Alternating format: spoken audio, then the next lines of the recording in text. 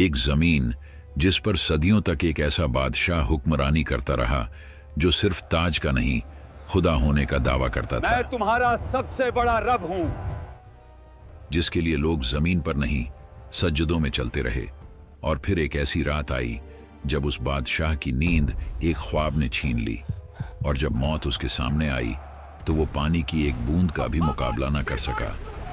अल्लाह ने उसके जिस्म को जमीन में दफन होने से भी रोक लिया और कयामत तक उसको इबरत का निशान बना दिया। मिस्र, उस दौर का सबसे ताकतवर मुल्क, नील के किनारे बसे शहर जहां फसलें सोना उगलती थीं, बाजार भरे हुए थे, महल पत्थर के नहीं गुरूर के बने हुए थे, और इन सब के बीच एक शख्स फिरौन। उसका हुक्म सिर्फ कानून नहीं था, अकीदा था। लोग सिर्फ उसकी बात नहीं मानते थे, उसकी बात पर ईमान रखते थे। वो कहता था, मैं तुम्हारा सबसे बड़ा रब हूं। और मिस्र खामोश रहता था। इसी मिस्र में एक कौम ऐसी भी थी जो रोशनी नहीं देखती थी, बनी इस्राइल। उनके घर अलग थे, उनका लिबास अलग, उनकी जिंदगी अलग। उन्हें गुलाम बना दिया गया। उनके मर्द सुबह से शाम तक पत्थर उठाते, महल बनाते और रात को थकाए हुए गिर जाते। उनकी औरतें सिर्फ जिंदा रखी जाती थीं ताकि गुलामी का सिलसिला चलता रहे। फिरौन ने जानबूझकर इस कौम को कमजोर रखा, क्योंकि जो कौम कमजोर हो वो कभी तख्त को नहीं हिला सकती। समझदार के लिए सिर्फ इशारा काफी होता है। तफसीर इब्ने कसीर के मुताबिक एक रात फिरौन ने ख्वाब देखा। उसने देखा कि बैतुल मुकद्दस की तरफ से एक आग निकली जो मिस्र के घरों को जला रही थी, लेकिन बनी इस्राइल के घर महफूज थे। फिरौन हरास होकर उठ बैठा। यह पहली मर्तबा था जब उसने खुद को कमजोर महसूस किया। उसी रात नजूमी और इल्म गैब का दावा करने वाले दरबार में बुलाए गए। ख्वाब सुनाया गया और फिर वो जुमला बोला गया जो तारीख बदल देता है। बनी इस्राइल में एक लड़का पैदा होगा जो तेरी सल्तनत के ज़वाल का सबब बनेगा। यहीं से फिरौन का गुरूर डर में बदलने लगा। डर जब दिल में आ जाए तो अक्ल चली जाती है, और जब अक्ल चली जाए तो जुल्म पैदा होता है। फिरौन ने सोचा, मसला पैदा होने से पहले खत्म कर देते हैं। और फिर वो हुक्म लिखा गया जो कानून नहीं कत्लनामा था। फिरौन ने कहा, बनी इस्राइल के हर नए पैदा होने वाले लड़के को मार दो। शहर शहर तलवार चली, माओ की गोद उजड़ी, हजारों मासूम जान से गए। इसी जुल्म के द्वार में मूसा अलैहिस्सलाम पैदा हुए। उनकी वालिदा हर पल खौफ में रहती थीं। तब अल्लाह ने कहा, इसे दूध पिलाओ, और जब खतरा महसूस हो तो इसे दरिया में डाल देना, और डरना नहीं, हम इसे तुम्हें वापस लौटा देंगे। तफसीर के मुताबिक उस माँ ने खामोशी से मूसा अलैहिस्सलाम के लिए एक संदूक तैयार किया और उसे दरिया में रख दिया। दरिया बह रहा था और उस पानी पर एक छोटा सा संदूक। मूसा अलैहिस्सलाम की वालिदा ने अपनी बेटी से कहा, दूर से देखते रहना मगर पास मत जाना। वो बहन छुप कर चलती रही। आखिर वो संदूक पहुंच गया फिरौन के महल के किनारे। फिरौन की बीवी हजरत आसिया जब संदूक देखती है तो उसे खुलवाया जाता है, और जैसे ही उनकी नजर उस बच्चे पर पड़ती है, अल्लाह उनके दिल में रहमत डाल देता है। वो फौरन कहती हैं, उसे कत्ल ना करो, शायद ये हमारे लिए फायदेमंद हो, या हम उसे बेटा बना लें।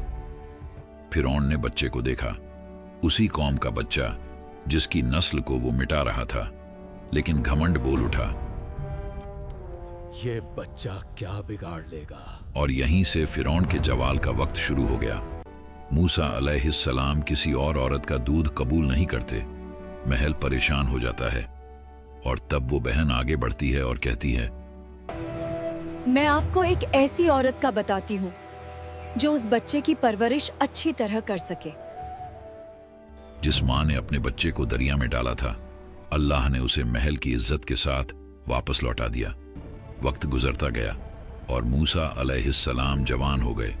अल्लाह फरमाता है, और जब वो अपनी पूरी कुव्वत और समझ को पहुंच गए, हमने उन्हें हिकमत और इल्म अता किया। एक दिन मूसा अलैहिस्सलाम शहर में आए। वहां दो मर्द लड़ रहे थे।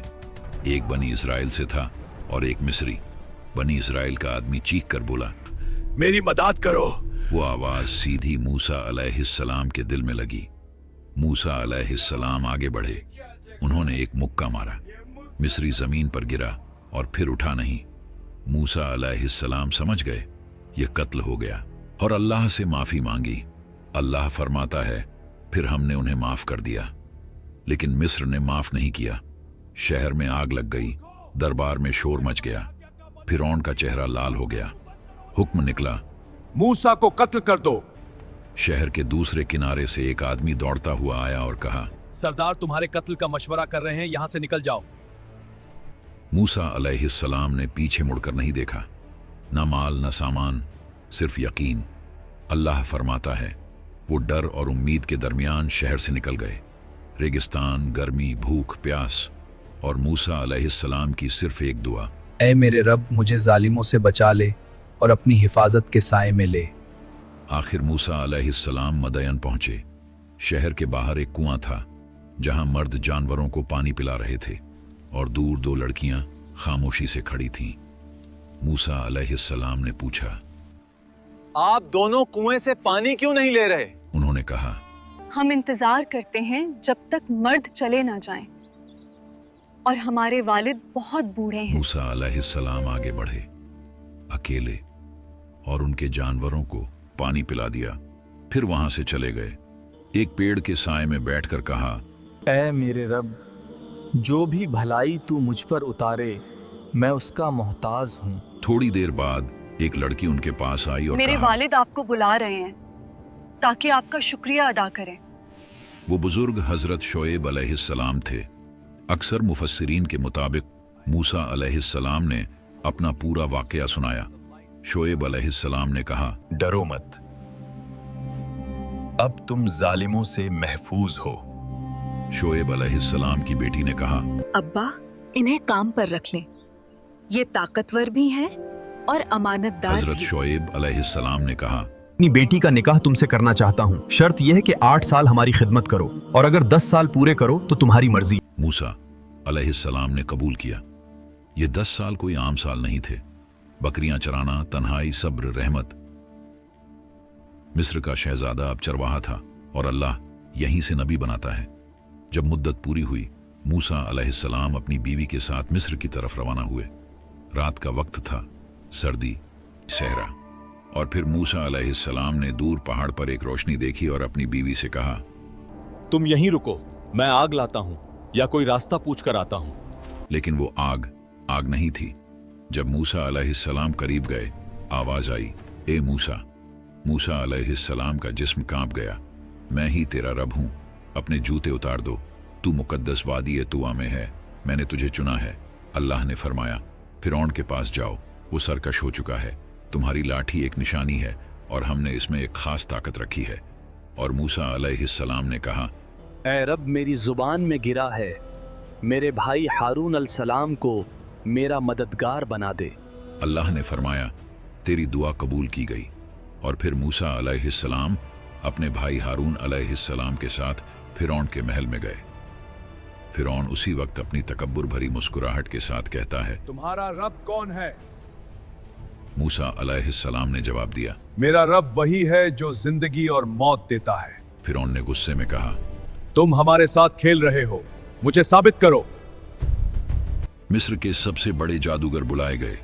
रस्सी फेंकी गई और लोगों को सांप लगने लगे। लोगों का दिल कांप गया, लेकिन मूसा अलैहिस्सलाम ने सिर्फ लाठी उठाई, उसे जमीन पर रख दिया और वो हकीकी अजदाहा बन गई।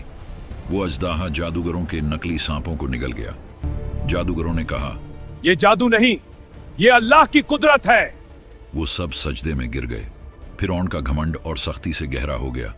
वो चीखता है, ये सब झूठ है, मेरा रब सिर्फ मैं हूं। कुरान कहता है वो जुल्म में घिरा रहा और फिर अल्लाह के अजाब का इंतजार किया। अल्लाह ने फिरौन और उसकी कौम को अजाब की पहली निशानी भेजी। मिस्र की जमीन पर एक खौफनाक तूफान भेजा गया। ये सिर्फ पानी की बुलंदी नहीं थी, ये पानी का नफाज अजाब था जो उनकी फसलों को बर्बाद कर गया। अनाज डूब गया और उनकी रोजी रोटी का सहारा मिट गया। जब तूफान गया और लोगों ने समझा कि थोड़ा सा सुकून मिल सकता है, तो फिर एक और निशानी आई। अजाब का एक दल जिसने जमीन की हर हरी चीज को खा लिया। फिर एक और अजाब भेजा गया। कोमल लोगों के जिस्म से चिपक गए और हर चीज को परेशान करता गया। हर पल याद दिलाता रहा कि यह कुदरत अल्लाह की तरफ से है, ना कि तुम्हारी। और फिर एक और निशानी बढ़ती हुई आई, जब हर कोने से मेंढक निकलना शुरू हुए। यह कोई आम मौसम की तब्दीली नहीं थी, यह लफ्जों के बिना आवाज लेने वाला अजाब था। 5वां अजाब। मिस्र का पानी लाल रंग का हो गया, मछलियां मर गईं, पानी गंदगी से भर गया। और फिरौन फिर कहता है, ये सब मूसा का जादू है। कुरान में अल्लाह ने फिरौन पर भेजी गई निशानियों का जिक्र किया है, और इनमें सिर्फ अजाब नहीं बल्कि मूसा अलैहिस्सलाम के मोजज़ात भी शामिल हैं। फिर अल्लाह ने मूसा अलैहिस्सलाम से कहा, रात के वक्त अपनी कौम को लेकर मिस्र से निकल जाओ। कौम ने खामोशी से अपने घर, अपनी जिंदगी और तकब्बुर को छोड़ते हुए रास्ता लिया। ना उनके पास ज्यादा सामान था, ना कोई तलवार, सिर्फ अल्लाह की मदद का यकीन। जब सुबह हुई और फिरौन ने देखा कि मिस्र से लोग गायब हो गए हैं, तो उसका घमंड और जिंदा हो गया। वो बोला, पकड़ कर लाएंगे और दिखाएंगे कि हम ही ताकतवर हैं। कौम बनी इस्राइल मूसा अलैहिस्सलाम के साथ समंदर के किनारे पहुंची। समंदर उनके सामने काफी गहरा नजर आता है। बनी इस्राइल के लोग कहते हैं, ये खौफनाक पानी हमारी किस्मत का इंतजार कर रहा है। आगे ये समंदर खड़ा है और पीछे मौत का लश्कर है। ये खौफनाक पानी हमारी किस्मत का इंतजार कर रहा है। मूसा अलैहिस्सलाम ने कहा, मेरा रब मेरे साथ है, वो हमें राह दिखाएगा। अल्लाह ने मूसा अलैहिस्सलाम को हुक्म दिया, अपनी लाठी से पानी को मारो। मूसा अलैहिस्सलाम ने अल्लाह के हुक्म पर अपनी लाठी पानी पर मारी। पानी 2 हिस्सों में बंट गया, 2 दीवारें उठी, बीच में सूखा रास्ता निकल आया। लोग चीख उठे और बनी इस्राइल का ईमान मजबूत हुआ। उन्होंने उस रास्ते पर चलना शुरू किया। यह अल्लाह का मौजज़ा है। फिरौन और उसकी फौज ने वो रास्ता देखा, फिर भी उसने कहा, ये हम भी कर सकते हैं, इससे हमें कोई नहीं रोक सकता। वो पानी की दीवारों के बीच अपने घोड़ों और फौज के साथ निकल गया। घमंड इतना गहरा था कि हक बताने वाली निशानियों के बावजूद भी वो मान नहीं रहा था। जब बनी इस्राइल का आखिरी शख्स भी समंदर के बीच से निकल गया, अल्लाह ने हुक्म दिया, पानी दोबारा मिलकर समंदर को बंद कर दो। और वैसे ही पानी घर जैसे गिरता चला गया। लहरों ने फिरौन और उसकी फौज को हर तरफ से घेर लिया। हर घोड़ा और हर सिपाही डूब गया। जब उस वक्त उसका आखिरी लम्हा आया, फिरौन की नजर खुली मैं और उसने ईमान कहा, लाया उस रब पर जिसे बनी इस्राइल ने माना। लेकिन उस वक्त उसका ईमान कबूल नहीं हुआ। अल्लाह ने फरमाया, आज हम तेरा जिस्म बचाएंगे ताकि वो सबके लिए इबरत बने। हजरत आसिया, जो फिरौन की बीवी थी, कुरान में उनका जिक्र है।